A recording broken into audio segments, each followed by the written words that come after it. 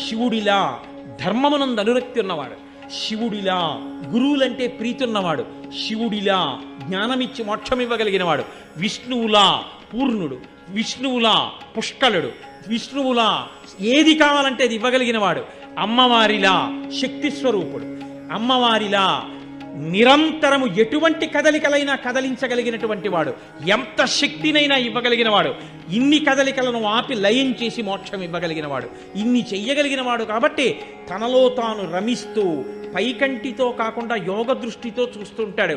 ఎవడు లోపల ఎంత చిత్తశుద్ధితో చేస్తున్నాడు, పైకి ఎంత డాంబికంగా ఉన్నాడు. నేను మీకు ఒక యథార్థం చెప్తున్నాను ఇవాళ.